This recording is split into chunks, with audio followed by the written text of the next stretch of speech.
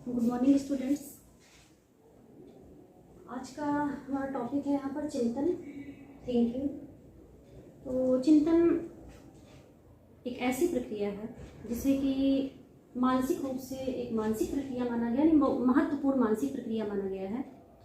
और यदि मनुष्य को देखा जाए तो मनुष्य की प्रकृति मुख्यतः चिंतन पर ही आधारित है और चिंतन के कारण ही व्यक्ति बहुत सारी समस्याओं का समाधान स्वयं करने में सक्षम हो पाता है। तो यदि हम चिंतन की मीनिंग को जानना चाहें कि चिंतन है क्या, तो चिंतन एक महत्वपूर्ण मानसिक प्रक्रिया है जो समस्या समाधान की ओर अग्रसर करता है। यानी एक ऐसी प्रक्रिया जो हमें समस्या के समाधान के लिए आगे बढ़ाती है। जब भी हमारे सामने कोई समस्या आती है, कोई हमारा लक्ष्य आता है, तो हमारे अंदर अपने आप ही ये थिंकिंग की प्रक्रियाएं प्रारंभ हो जाती हैं। समाधान हमें तब मिलता है जब हमारे चिंतन की दिशा सही होती है। यदि चिंतन की दिशा हमारी सही नहीं है तो हमें समस्या का समाधान प्राप्त नहीं होता है। अब मनोवैज्ञानिकों का मानना है कि चिंतन के दो पक्ष होते हैं। एक होता है व्यवहारिक यानी प्रैक्टिकली, और एक होता है सैद्धांतिक यानी थ्योरिकल। अब व्यवहारिक चिंतन के लिए कहा गया है कि प्रतिदिन के कार्य और व्यवहार में जो चीजें हमारे सामने प्रॉब्लम के रूप में आती रहती हैं और उसे हम आसानी से सॉल्व कर लेते हैं। यानी प्रॉब्लम आई, तुरंत हमने थोड़ा सा चिंतन किया और समस्या का समाधान हम कर लिए, तो वो हो जाता है व्यवहारिक।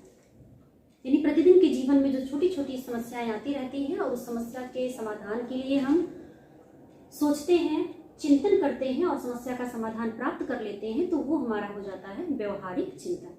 अब सैद्धांतिक यानी थ्योरिकल चिंतन का जो दूसरा पक्ष बताया जा रहा है वो है थ्योरिकल या सैद्धांतिक। अब जीवन की ऐसी समस्याएं जिसके समाधान के लिए हमें विस्तृत रूप से चिंतन भी करना होता है और चिंतन करने के साथ साथ हमें उसे थ्योरिकल रूप में यानी उस चिंतन से संबंधित कुछ व्यवहार और कार्य भी हमें करने होते हैं जिससे कि हमारी समस्या का समाधान हो सके।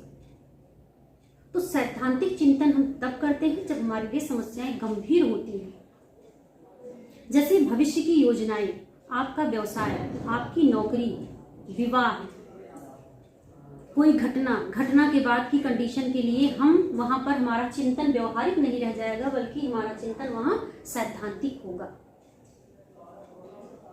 तो चिंतन एक ऐसी प्रक्रिया है जिसको करने के लिए व्यक्ति का मानसिक स्वास्थ्य भी अच्छा होना चाहिए।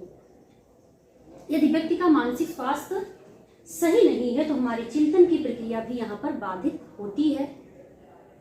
अब मानसिक स्वास्थ्य को उत्तम बनाने के लिए कहा गया है, कई बार आप लोगों ने देखा होगा लाइनें, जो ये एक लाइन रहती है कि स्वस्थ शरीर में ही स्वस्थ मस्तिष्क का निवास होता है। यदि हमारा शरीर स्वस्थ है, हमारे स्वस्थ शरीर में ही स्वस्थ मस्तिष्क का भी निवास होता है।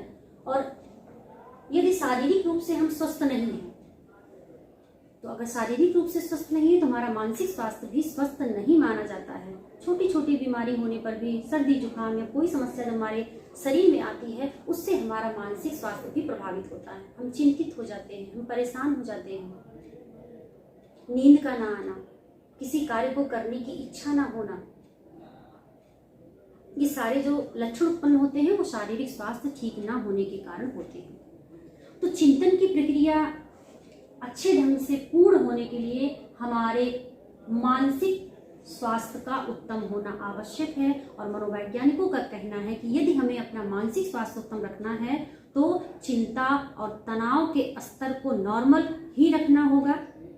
ये नहीं कह सकते हैं कि चिंता और तनाव हमारे पास ना होगी, मगर उसका जो एक लेवल होता है उस लेवल को हमें नॉर्मल ही रखना है। अगर हम चिंता और तनाव को नॉर्मल रखकर आगे बढ़ते हैं, कार्य करते रहते हैं, तो हमारे चिंतन की प्रक्रिया भी सही ढंग से होती रहेगी।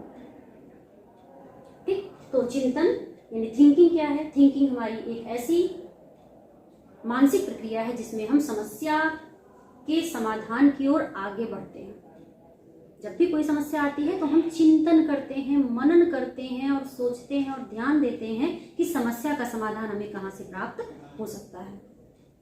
और सही दिशा में अगर हमारा चिंतन होता है तो हमें समस्या का समाधान प्राप्त होता है, और यदि गलत दिशा में हमारा चिंतन होता है तो समस्याएं बनी की बनी रहती हैं, और हो सकता है समस्याएं सालों साल बनी रहें, लंबे समय तक बनी रहें। तो यदि समस्याएं भी लंबे समय तक बनी रहती हैं, समस्या का समाधान नहीं हो पाता है, तो वो हमारे लिए भी हानिकारक होता है, हमारे परिवार के व्यक्तियों के लिए भी हानिकारक होता है। ठीक, अब इसी क्रम में यहाँ पर हम लोग आते हैं परिभाषाएं। यानी चिंतन की परिभाषाएं तो बहुत मनोवैज्ञानिकों ने दी है, मगर यहाँ पर ब्रूनो की परिभाषा है, F.J. ब्रूनो, जिन्होंने 1980 में अपनी डिफिनेशन दी है कि चिंता वह मानसिक प्रक्रिया है जिसमें पूर्व अनुभव, भविष्य में संभावनाओं और बाह्य वास्तविकताओं का प्रतिनिधित्व करने वाले प्रतीकों, विचारों और संपत्तियों का प्रयोग किया जाता है। अब इन्होंने पूरी चिंतन को उठाकर यहाँ पर रख दिया है। एक ऐसी मानसिक प्रक्रिया जिसमें हम अपने पूर्व अनुभवों को, यानी जो हमारे एक्सपीरियंस हैं जीवन के, उनको भी लेकर चलते हैं, भविष्य में क्या चीजें हो सकती है उसकी संभावना को भी साथ में रखते हैं, और बाह्य पर्यावरण जो हमारा है, जो रियलिटी है, आसपास का जो वातावरण है, हमारा खुद का जो परिवार है, एक समाज है, जहाँ पर भी हम हैं, जो हमारा इन्वायरमेंट है, उसकी रियलिटी भी हमारे साथ में होती है। और वास्तविकता को ध्यान में रखते हुए पूर्व के अनुभव, पहले के एक्सपीरियंस, भविष्य में क्या हो सकता है, उनको भी हम साथ में रखते हैं, और उन दोनों को साथ में रखते हुए हम वास्तविकता को, यानी जो रियलिटी है, उसको साथ में रखते हुए कुछ प्रतीकों यानी सिंबल, कुछ विचारों और कुछ संपत्तियों का प्रयोग करते हैं, और वही प्रक्रिया क्या होती है, चिंतन कहलाती है। यानी चिंतन एक ऐसी प्रक्रिया है, ब्रूनो ने कहा, कि जहां पर हम अपने पूर्व अनुभवों को साथ में रखते हैं, पूर्व अनुभवों के साथ साथ भविष्य में क्या हो सकता है, उन चीजों, उन संभावनाओं को भी साथ में रखते हैं, और भविष्य की संभावनाएं और अनुभव के साथ हम अपनी वास्तविकता, जो हमारी बाह्य वास्तविकता है, उसे ध्यान में रखते हुए कुछ प्रतीकों को, कुछ संपत्तियों को, कुछ विचारों को सम्मिलित करते हुए चिंतन का हम कार्य करते हैं। तो यहाँ पर थोड़ा सा ही टॉपिक है, और मेरे ख्याल से आप लोगों को क्लियर हुआ होगा कि हमारी जो थिंकिंग है या हमारा जो चिंतन है, वो उसके लिए मेन हमारा होना चाहिए यहाँ पर ये मेंटल प्रोसेस जो है, यही है। क्योंकि अगर हमारा मेंटल हेल्थ सही नहीं है तो ये प्रक्रिया हम नहीं कर पाएंगे, ना कोई डिसीजन ले सकते हैं, ना कोई हम प्रक्रिया अपना सकते हैं, ना हम कुछ सोच सकते हैं, और ना ही हम कुछ समझ सकते हैं। इसी क्रम में एक डिफिनेशन और है, इसमें इंग्लिश महोदय यानी मनोवैज्ञानिक हैं आपके, इंग्लिश थे, इन्होंने 1988 में अपनी डिफिनेशन दी थी। 1988 में इंग्लिश महोदय ने अपनी परिभाषा दी, और इन्होंने कहा कि चिंतन के 3 रूप होते हैं या 3 प्रकार होते हैं। यानी चिंतन के 3 रूप होते हैं, 3 रूपों में हमें चिंतन दिखाई देता है। और इसमें इन्होंने सबसे पहला कहा कि पहला जो रूप है, फर्स्ट इन्होंने बताया कि किसी भी प्रक्रिया को जो हमें ना दिखाई देती हो, जो हमारे प्रत्यक्ष ना हो, उस क्षेत्र में भी हम चिंतन करते हैं। पहला रूप इन्होंने क्या कहा, इंग्लिश ने, कि प्रत्यक्ष चिंतन, यानी जो दिखाई ना दे उसका भी चिंतन, जो दिखाई ना दे।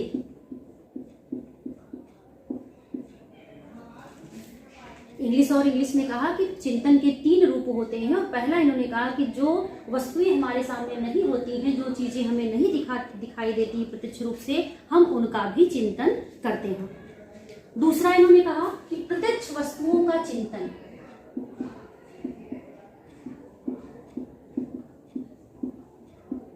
प्रत्यक्ष वस्तुओं का चिंतन, यानी जो वस्तुएं हमें दिखाई देती हैं उनका चिंतन करना।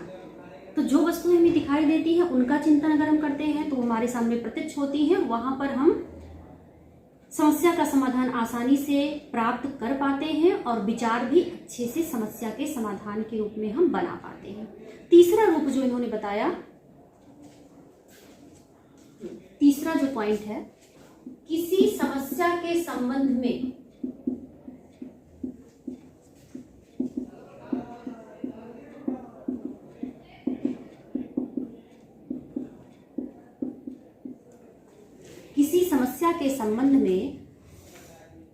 समझकर, किसी समस्या के संबंध में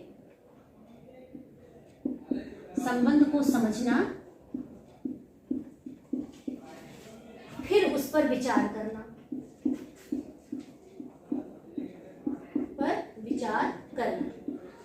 अब देखिए तीनों ही चिंतन के ही पार्ट है। एक तरीके से हम किस दिशा में, किस रूप में चिंतन करते हैं वो हमारे ऊपर निर्भर करता है। तो इंग्लिश ने 1988 में बताया कि चिंतन के 3 रूप होते हैं।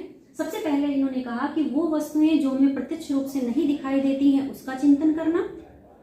ठीक, बहुत सारी चीजें होती हैं, हम कहते हैं ना कि सोचकर, हमने सोचा, हमारे दिमाग में वो बहुत पहले घटना घटित हुई थी, या वो व्यक्ति मिला था, वो हमारा कॉलेज, वो हमारे टीचर, और हम कभी कभी सोचते हैं, हमारे मन में उनका पूरा प्रतिबिंब आ जाता है। जो चीजें हमारे सामने नहीं होती है उनका भी हम चिंतन करते हैं, प्रत्यक्षण नहीं कर पाते हैं, सामने नहीं है, फिर भी हम उनका चिंतन करते हैं। तो वो हो गया जो दिखाई ना दे, यानी जो हमारे सामने प्रत्यक्ष रूप से नहीं है, उस दिशा में भी हम चिंतन कर सकते हैं और करते हैं। दूसरा, जो वस्तुएं हमारे सामने प्रत्यक्ष रूप से उपस्थित हैं उनका चिंतन करना। तो जो चीजें हमारे सामने उपस्थित होती हैं, अगर हम उनका चिंतन सामने देख कर करते हैं तो उससे संबंधित हमारे मन में विचार भी बहुत सही ढंग से और बहुत जल्दी आते हैं और समस्या का समाधान भी अच्छे से प्राप्त कर लेते हैं। तीसरा, कि किसी भी समस्या के आने पर हम पहले उसे समझें और उस समस्या को समझकर उस पर जब अपना विचार व्यक्त करते हैं तब भी वो चिंतन का ही रूप माना जाता है। जब भी कोई प्रॉब्लम आती है तो कभी कभी देखिए समस्याएं ऐसी होती है कि ना हम सोच पाते हैं ना समझ पाते हैं, और जो भी हमारा दिमाग प्रेजेंट समय पर कार्य करता है हम उस क्रिया को वहां पर कर देते हैं। जैसे कोई घटना घटित हुई, कोई दुर्घटना हो गई, कोई बहुत अच्छी खबर आपको मिल गई, तो आप वहां पर ये डिसाइड नहीं कर पाते कि करना क्या है, आप वहां चिंतन नहीं करते हैं, बस वो प्रेजेंट समय में जो आपको जैसा लगता है वहां पर आप क्रियाएं कर देते हैं। तो तीसरा रूप यहाँ पर ये बता रहे हैं कि किसी भी समस्या के संबंध में जब भी हमारे सामने समस्या आए पहले उसे समझना है और समझकर उस पर विचार करके फिर उसका समाधान करना है। ठीक, तो ये थोड़ा सा चिंतन का कुछ पार्ट था जो आपको बताया गया, और आगे इसी क्रम में जो भी आगे आपके पॉइंट होंगे वो पार्ट जो है अगली वीडियो में दिया जाएगा।